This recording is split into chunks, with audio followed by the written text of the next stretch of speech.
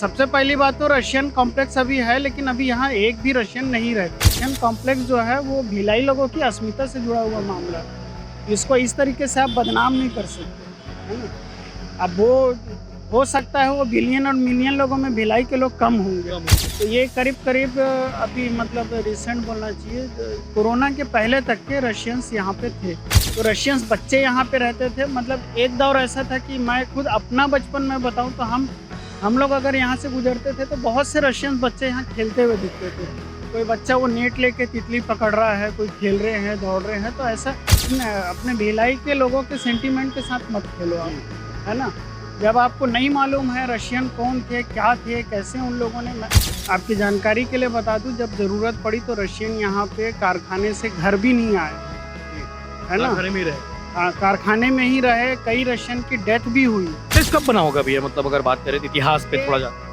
देखिए, जब शुरू भिलाई स्टील प्रोजेक्ट जब आया 1955 में से साइन हुआ, और उसके बाद में जब प्रोजेक्ट आया तो तब रशियन लोगों के रहने की कोई व्यवस्था नहीं। भिलाई का जो जन्म हुआ या भिलाई की जो कहानी आगे बढ़ी वो बिना रशियंस के आगे नहीं बढ़ी। और ये रशियंस ऐसे थे जिन्होंने कंधे से कंधा मिलाकर हम हिंदुस्तानी लोगों के साथ काम किया, जब हम आज ये भिलाई का स्वरूप थे। सोशल मीडिया पर ये रशियन कॉम्प्लेक्स वाला वीडियो आप देख पा रहे होंगे। इंस्टाग्राम पेजेस पे कई इन्फ्लुएंसर इसे डाल रहे हैं, और जो डालने का तरीका है और जो उस वीडियो में दिखाने का जो मोटिव है वो हम शायद भिलाइयंस के लिए ठीक नहीं है, और हम छत्तीसगढ़ के लिए भी ठीक नहीं है, क्योंकि भिलाई का इतिहास यूं ही इसे मिनी इंडिया नहीं कहा जाता। और रशियन कॉम्प्लेक्स मतलब आप क्या समझा रहे हैं?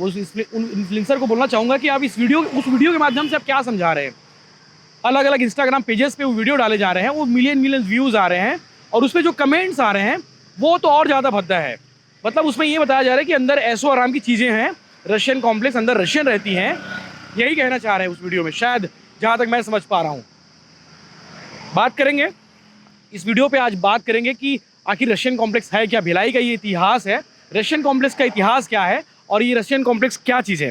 हमारे साथ मोहम्मद जाकिर हुसैन जी हैं, जिन्होंने शिवनाथ से वोल्गा की किताब लिखी है, जिसमें भिलाई के बारे में पूरी बातें लिखी है। अगर वो भिलाइयंस वो भिलाई के बारे में नहीं जानते तो वो किताब पढ़ लें तो शायद पूरी बात जान जाएंगे। और वो जो वीडियो बनाने वाला जो शख्स है जो इंस्टाग्राम पे डाला है, उसे भी वो किताब पढ़नी चाहिए ताकि भिलाई का इतिहास उन्हें पता हो। भैया, वो वीडियो आपने देखा होगा कि जो सोशल मीडिया पर इंस्टाग्राम पेज पर डले हैं, क्या कहेंगे उस वीडियो पे? एक तो सबसे पहली बात बहुत ज़्यादा आपत्तिजनक है। भिलाई का जो जन्म हुआ या भिलाई की जो कहानी आगे बढ़ी वो बिना रशियंस के आगे नहीं बढ़ी। और ये रशियंस ऐसे थे जिन्होंने कंधे से कंधा मिलाकर हम हिंदुस्तानी लोगों के साथ काम किया, जब हम आज ये भिलाई का स्वरूप देखते हैं।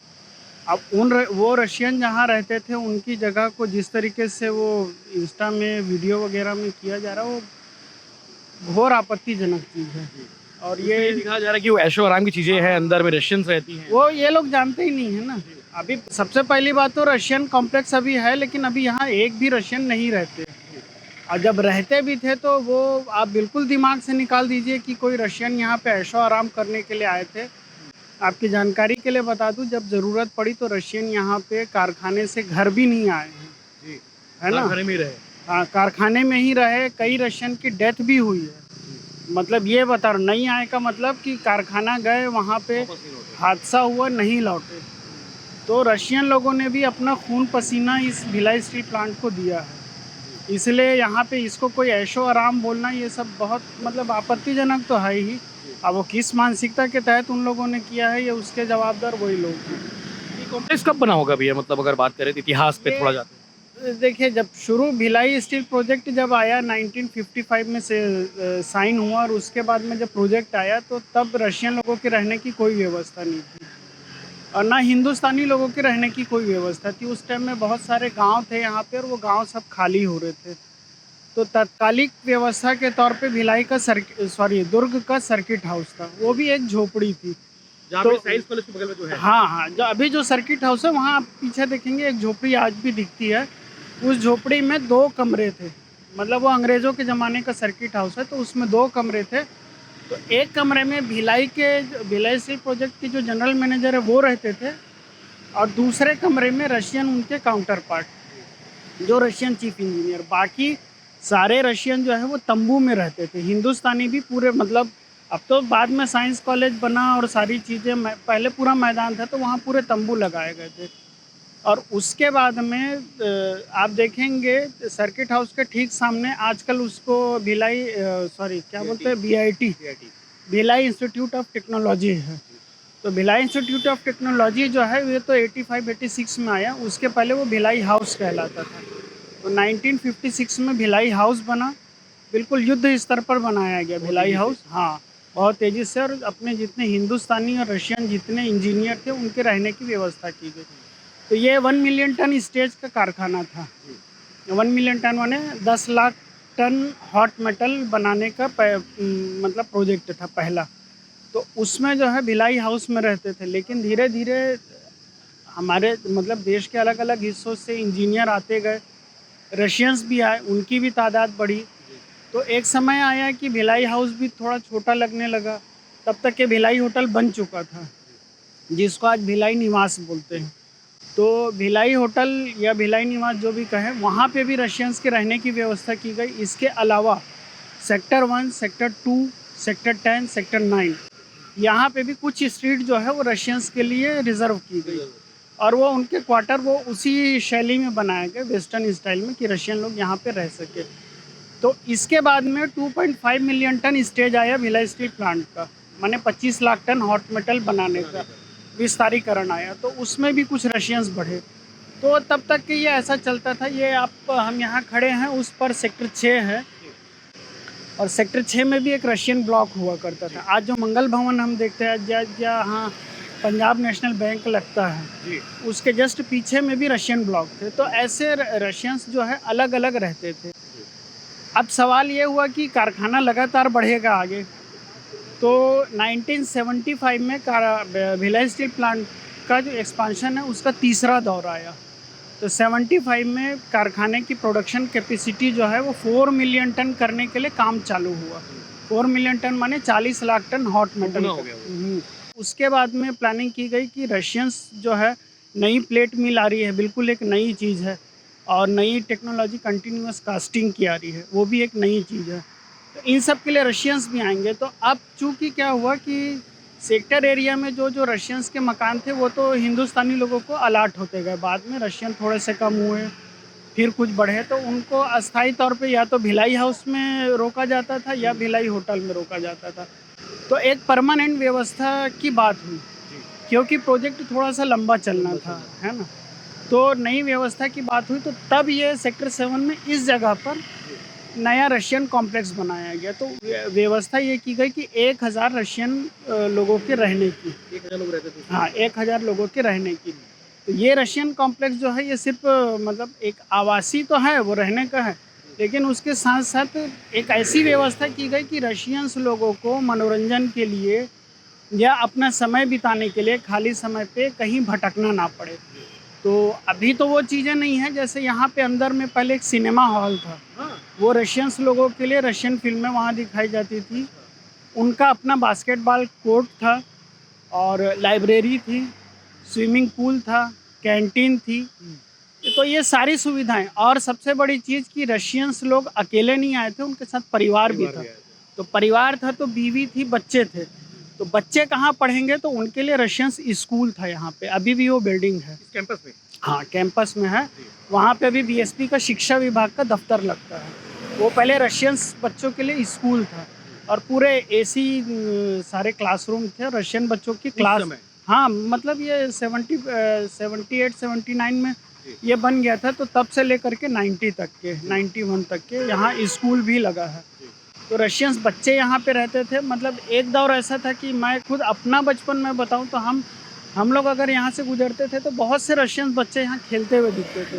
कोई बच्चा वो नेट लेके तितली पकड़ रहा है, कोई खेल रहे हैं, दौड़ रहे हैं। तो ऐसा मतलब भरा पूरा गुलजार था रशियन कॉम्प्लेक्स जो है। लेकिन बाद में क्या हुआ कि वैश्विक परिस्थिति बदली, और जो सोवियत संघ जिसको बोलते हैं USSR, वो भी जो है 91 में टूट गया। अलग अलग रिपब्लिक जो है वो अलग अलग देश बन गए। तो वो पहले जैसा सोवियत रूस वाला दौर नहीं रहा। इसी टाइम में हमारे यहाँ डॉक्टर मनमोहन सिंह जब वित्त मंत्री और नरसिम्हा राव प्रधानमंत्री हुए, तो इन लोगों ने एक लिबरलाइजेशन की पॉलिसी लेकर के ये लोग आए थे। तो उदारीकरण जो अर्थव्यवस्था में आया तो उसमें एक बड़ा जो मतलब वो बोलना चाहिए बड़ा बदलाव भिलाई के उसमें आया कि 4 मिलियन टन के स्टेज तक के भिलाई स्टील प्लांट जो है वो टेक्नोलॉजी 100% रूस से लाता था। सिर्फ बहुत मतलब 4 मिलियन टन में आखिरी में ब्लास्ट फर्नेस का कुछ हिस्सा और कुछ ऐसे छोटी छोटी 2-3 टेक्नोलॉजी बाहर से ली गई, नहीं तो 100% पूरा का पूरा रूस का होता था। और रूस की कंपनी त्याशप्रोम एक्सपोर्ट का यहाँ दफ्तर हुआ करता था, तो उनको कहीं जाना नहीं पड़ता था। भिलाई को खास करके जो भी चाहिए वो त्याशप्रोम एक्सपोर्ट को टेंडर हो जाता था, मतलब उसको सीधा काम दिया जाता था। लेकिन 91 में जब उदारीकरण आया तो केंद्र सरकार की तरफ से ये कहा गया कि अब आपको मतलब सिर्फ मतलब प्रोडक्शन नहीं करना है, आपको कमाना भी है ना, और प्रॉफिट भी कमाना है, आपको भी खाना है, एम्प्लॉय को भी खिलाना और हमको भी भेजना है, तो माने आपको कंपटीशन में उतरना। तो वहाँ से फिर ग्लोबल टेक्नोलॉजी का दौर चालू हुआ। तो 91 के बाद में जो भी भिलाई स्टील प्लांट में काम हुआ विस्तारीकरण का, जो भी टेक्नोलॉजी आई, तो फिर उन लोगों ने ग्लोबल लेके आए, तो उससे हमारे जो रशियंस थे उनकी तादाद धीरे धीरे कम होती गई। चूँकि की टेक्नोलॉजी रशियंस की थी और रशियंस उसमें माहिर थे, इसलिए कुछ रशियंस के लिए आप पीछे साइड में देखेंगे तो 5 बंगले हैं वो रिजर्व रखे गए थे। अभी भी है? नहीं, अब तो खैर पूरे रशियन चले गए। तो ये करीब करीब अभी मतलब रिसेंट बोलना चाहिए, कोरोना के पहले तक के रशियंस यहाँ पे थे। हाँ। जो त्याशप्रोम एक्सपोर्ट कंपनी की बात कर रहा हूँ, उसका चीफ जो हुआ करता था उनका नाम था इस्माइल मजनियो। तो इस्माइल का एक बंगला यहाँ पे था, बाकी उनके साथी जा चुके थे। तो वो थोड़ा बहुत इनका था, मतलब सेल लेवल पे हो गया था कि ये मतलब सलाहकार के तौर पे काम करते थे। अभी इस कैंपस में कौन लोग रहते हैं, मतलब किस लेवल के अधिकारी हैं? तो ये जब 91 के बाद में चेंजेस आना चालू हुआ तो करीब करीब 98 99 तक के ये जो है ये खाली होने लगा। रशियंस यहाँ से फैमिली यहाँ से जाने लगी, क्योंकि हमारा जो एक्सपांशन है वो भी पूरा हो गया था। उसके बाद में ग्रेजुएट इंजीनियर जो भिलाई में नए जो भर्ती होते थे उनको, या फिर एग्जीक्यूटिव जो हैं बीएसपी के, उनको फिर अलाट किए जाने लगा। स्कूल जो है वो तो कई साल तक के बंद रहा, फिर बाद में करीब करीब 2005-06 से फिर यहाँ पे शिक्षा विभाग का दफ्तर लाया। हाँ, अभी बीएसपी का शिक्षा विभाग चलता है। और जो जिस सिनेमा हॉल और लाइब्रेरी कैंटीन इसकी मैं बात कर रहा हूँ, इसको भी डिसमेंटल किया गया ये पूरा का पूरा। और अब वहाँ पे भिलाई मैनेजमेंट ट्रेनिंग सेंटर चलता है, बीएमटीसी, भिलाई मैनेजमेंट ट्रेनिंग, हाँ बीएमटीसी चलता है। तो वहाँ पे मैनेजमेंट की ट्रेनिंग दी जाती है, वो पूरा का पूरा वो सेंटर अब वो जो ऐसे चल रहा है। ऐसे लोगों के लिए क्या कहेंगे जो वीडियो बनाते हैं, जो जिन्हें नॉलेज नहीं है और कुछ भी उसके मैसेज दे रहे हैं, तो उनको एक संदेश दे दीजिए ताकि वो दोबारा इस तरह की वीडियो ना बनाएं। ये जो है ना, ये सीधे सीधे चर्चा में आने वाला मामला है। चर्चा में आने की सबको हसरत है, सोशल मीडिया का दौर है, सबको लगता है कि मेरी मिलियन में बिलियन में व्यू हो जाए करके। तो इसलिए कम से कम अपने भिलाई के लोगों के सेंटीमेंट के साथ मत खेलो आप, है ना। जब आपको नहीं मालूम है रशियन कौन थे, क्या थे, कैसे उन लोगों ने, मैं आपको बता रहा हूँ ना, रशियन डेथ हुई है अंदर, तो घर से निकले हैं, वहाँ गए, एक डिप्टी चीफ इंजीनियर थे, काम चल रहा है और ऊपर से भारी प्लेट गिरी, रशियन दब गया, पता ही नहीं चला। या हाँ, या रशियन यहाँ गया, छुट्टी का दिन है और वो शिकार कर रहा है, परिंदों का शिकार कर रहा है, तालाब में परिंदा लेने गया, डूब गया। ऐसे कई किस्से हैं। तो रशियन लोगों ने सिर्फ यहाँ ऐश आराम करने नहीं आए थे। एक सबसे बड़ी बात मैं बताऊँ आपको कि भिलाई जो है वो रशियन कोलेब्रेशन में आया और राउरकेला जो है वो जर्मन कोलेब्रेशन में आया। तो एक बहुत बड़ा जो फ़र्क है, आज भी कई इंजीनियर हैं जो काम किए जर्मन के साथ किए हैं और रशियन के साथ किए, उनसे आप पूछ सकते हैं। जर्मन जो थे वो कभी भी अपनी टेक्नोलॉजी को पूरा का पूरा नहीं बताए हिंदुस्तानियों के साथ में, मतलब वो सिर्फ जितना काम है उतना ही बताते थे और बाकी कुछ नहीं बताते। लेकिन रशियंस जो थे उनके पूरे के पूरे पूरी ड्राइंग डिज़ाइन वो हिंदुस्तानियों के साथ शेयर करते थे, उनके साथ कंधे से कंधा मिला के काम करते थे। और कहीं उन लोगों ने कोई ऐसा रहस्य टाइप का नहीं रखा कि नहीं ये टेक्नोलॉजी हमारी तो हम नहीं बताएंगे। तो रशियंस लोगों ने इस हद तक की सारी चीज़ें हमारे साथ शेयर की, हाँ निर्माण किया। और 4 मिलियन टन तक के तो पूरा का पूरा रशियंस का बनाया हुआ। इवन जो आप टाउनशिप भी जो आप देखते हैं, टाउनशिप में भी रशियंस लोगों का दखल रहा है। तो एक रोचक मैं आप इंजीनियरिंग यहाँ पे दिखती है। हाँ, रोचक मैं आपको किस्सा बताऊं कि जब शुरुआत में जो मकान बने भिलाई में, मैंने 56, 57, 58 में तो सिंगल क्वार्टर बने थे। किधर बने सेक्टर 1 में? सेक्टर 1 में पहला बना, फिर सेक्टर 10 में बना, सेक्टर 9 में बना। तो सिंगल क्वार्टर और काफ़ी आजू बाजू काफ़ी जगह रहती थी। 1960 में रशियन प्राइम मिनिस्टर और रशियन के मतलब सबसे बड़े कम्युनिस्ट लीडर क्रुश्चेव, 1960 में क्रुश्चेव भिलाई आए यहाँ थे। पे उनकी प्रतिमा लगी क्या? नहीं, वो लेनिन की है। तो क्रुश्चेव भिलाई आए थे, तो जब वो टाउनशिप उस टाइम में तो खाली था 1960 में, तो वो देखते हुए क्रुश्चेव जा रहे थे टाउनशिप। तो भिलाई होटल में डिनर के टाइम में कुछ ऐसी बात हो रही होगी, तो उस टाइम में चीफ इंजीनियर सिविल जो थे वो पीपी दानी थे। सिविल का काम उनके अंडर में था और वाटर वर्क्स जो है वो पुरतेज सिंह देखते थे। तो डिनर के टाइम में कुछ ऐसा चर्चा चली होगी, कुछ भी हुआ होगा, तो उन्होंने पूछा कि ये टाउनशिप किसने डिज़ाइन किया है। तो पीपी दानी को लगा कि शायद मेरी तारीफ होगी, तो वो थोड़ा आगे होके बताए कि हाँ, अंडर माय गाइडेंस, ऐसा जो भी बोले होंगे।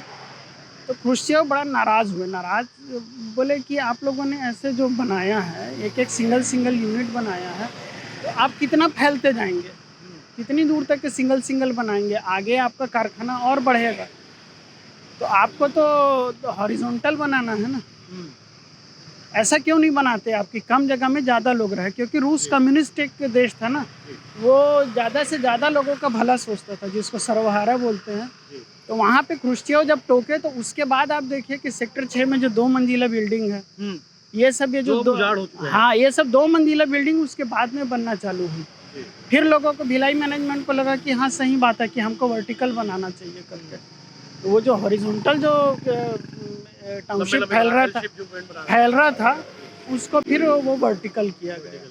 तो रशियन लोगों का कंसेप्ट, उनकी सोच, सारी चीज़ें ना सिर्फ टाउनशिप बल्कि कारखाने हर जगह दिखती है, तो आप उसको नकार नहीं सकते। और रशियन कॉम्प्लेक्स जो है वो भिलाई लोगों की अस्मिता से जुड़ा हुआ मामला है, इसको इस तरीके से आप बदनाम नहीं कर सकते, है ना।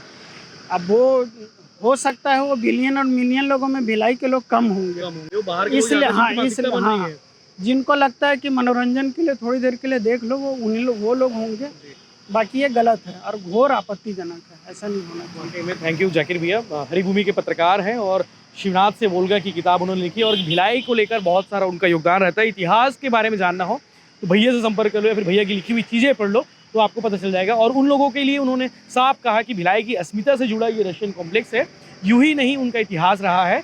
भिलाई को बनाने में, कारखाने को बनाने में अपना खून पसीना उन्होंने बहाया है। तो उन लोगों से एक बार फिर से निवेदन है और अल्टीमेटम भी है, नहीं तो फिर बाद में कुछ लोग आए हुए हैं उनके खिलाफ में काम करने के लिए, उनको दिक्कतें हो सकती है। अगर दोबारा इस तरह की वीडियो वो बनाए कि रशियन कॉम्प्लेक्स में ये चीज़ें होती हैं या फिर कोई और वीडियो बनाए, तो उनके लिए दिक्कत हो सकती है। तो जाकिर भैया ने बहुत सारी बातें कही, बहुत सारा इतिहास बताया, इसी बहाने बहुत सारे इतिहास जाने को मौका भी मिल गया। इस तरह के बाकी अपडेट्स के लिए बने रही भिलाई टाइम्स के साथ में, चैनल को सब्सक्राइब जरूर करें और ताकि आपको भिलाई से जुड़ी सारी अपडेट्स मिलती रहे। धन्यवाद।